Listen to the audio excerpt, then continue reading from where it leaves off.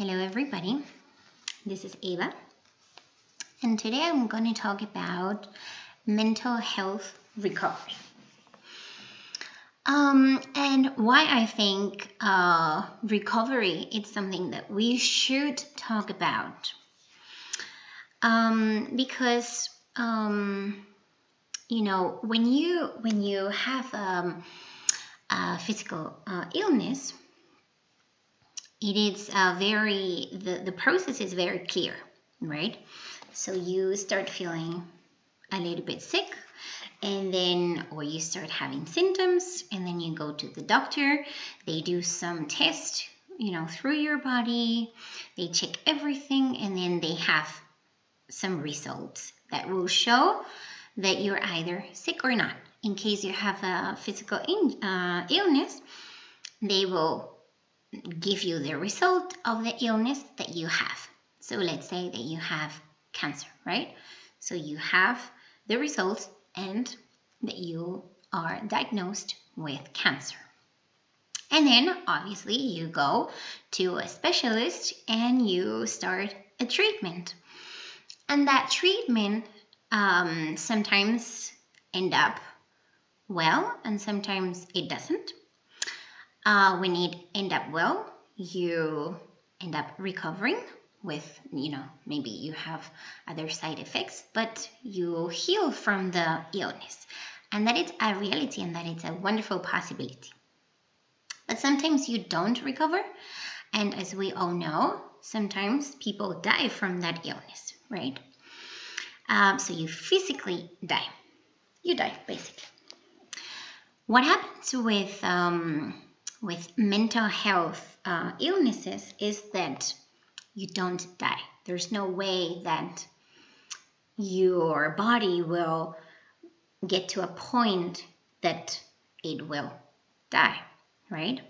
It can cause suicide, which is, in my opinion, which is the closest form of dying that a person with mental health can experience, right?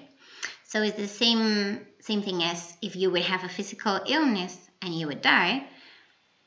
I would equal that to a suicide state, which you know that you're terminal, you can't keep on going like this, and you commit suicide. Because there's no way that your mind will actually make you die, right? And that is something that I don't think it's, I think it's like a different perspective. Because with mental illnesses, same as physical illnesses, sometimes you do recover. Like there's many people that they talk about there's the recovery stories with anxiety, with depression, or with other illnesses. And, they're recovered, they're healed, and it's awesome. But there are some other people that don't necessarily recover, like ever. So they go to a specialist, and they do different treatments, but the actual illness doesn't ever go away.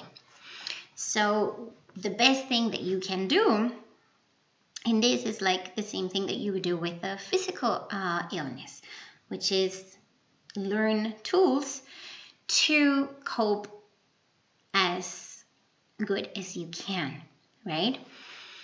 And I find that this is very challenging because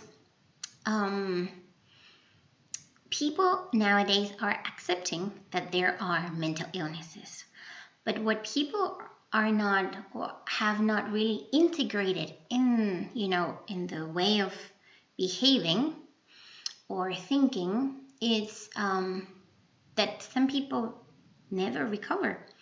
So, for example, if you ask someone with anxiety or someone with depression, oh, I hope you have a brilliant day, let's say, for example, which is a very common thing, right? Maybe the person is really struggling to wake up, and maybe the person is really struggling to go to work, or struggling to meet their friends, or struggling with different things, right? And you kind of assume that because that person was depressed, let's say a few years ago, now by the time should be recovered, right? And it feels like when this doesn't happen, for the person feels kind of a burden. So with this video, what I want to share is that that is the same process, and people with mental illnesses sometimes don't recover, which is super painful, heartbreaking, and you just live with that the best you can. But it's the same thing as having, let's say, a physical terminal illnesses, but there is not a terminal situation, with mental illnesses. So I just want to bring that to mind in case someone is, experiencing this, or in case somebody knows someone with mental health, and just to understand that this is also part of the reality, and to have that in mind when you interact with someone with a mental health problem.